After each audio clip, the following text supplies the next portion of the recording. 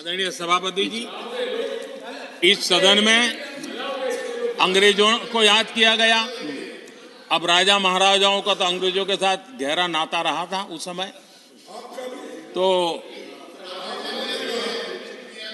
अब मैं जरा पूछना चाहता हूं कि अंग्रेजों से कौन इंस्पायर्ड था। मैं तो ये तो नहीं पूछूंगा कि कांग्रेस पार्टी को जन्म किसने दिया था, ये तो मैं नहीं पूछूंगा।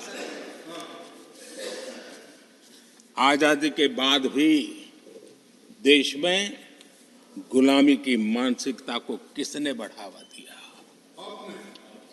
अगर आप अंग्रेजों से प्रभावित नहीं थे तो अंग्रेजों की बनाई दंड संहिता, पिनल कोड, आपने क्यों नहीं बदली?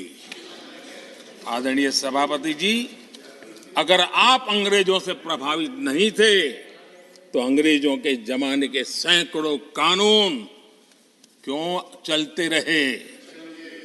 आप अगर अंग्रेजों से प्रभावित नहीं थे तो लाल बत्ती कल्चर, ये लाल बत्ती कल्चर इतने दशकों बाद भी क्यों चलता है? अगर आप अंग्रेजों से प्रभावित नहीं थे तो भारत का बजट शाम को 5 बजे इसलिए आता था क्योंकि ब्रिटिश पार्लियामेंट का सुबह शुरू होने का समय होता था। ये ब्रिटेन की पार्लियामेंट के समय के अनुकूल शाम 5 बजे बजट की परंपरा क्यों चलाए रखी थी आपने?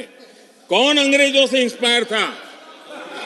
अब आप अंग्रेजों से प्रेरित नहीं थे तो हमारी सेनाओं के चिन्हों पर आज भी गुलामी के प्रतीक अब तक क्यों बने हुए थे? हम एक के बाद एक हटा रहे हैं। अगर आप अंग्रेजों से प्रेरित नहीं थे तो राजपथ को कर्तव्य पथ बनने के लिए मोदी का इंतजार क्यों करना पड़ा? आदरणीय सभापति जी,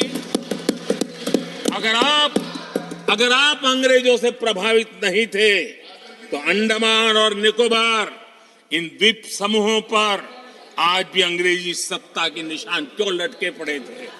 आदरणीय सभापति जी, अगर आप अंग्रेजों से प्रभावित नहीं थे तो इस देश के सेना के जवान देश के लिए मन मिटते रहे, लेकिन देश के जवानों के सम्मान में एक वॉर मेमोरियल तक आप बना नहीं पाए थे। क्यों नहीं बनाया? अगर आप अंग्रेजों से इंस्पायर्ड नहीं थे, प्रभावित नहीं थे, तो भारतीय भाषाओं को हीन भावना से क्यों देखा? स्थानीय भाषा में पढ़ाई के प्रति आप लोगों की बेरुखी क्यों थी? आदरणीय सभापति जी, अगर आप अंग्रेजों से प्रेरित नहीं थे तो भारत को मदर ऑफ डेमोक्रेसी बताने में आपको कौन रोकता था? आपको क्यों महसूस नहीं हुआ कि दुनिया में? आदरणीय सभापति जी, मैं सैकड़ों उदाहरण दे सकता हूं कि आप किस प्रभाव में काम करते थे और देश को सुनते, ये सारी बातें याद आने वाली।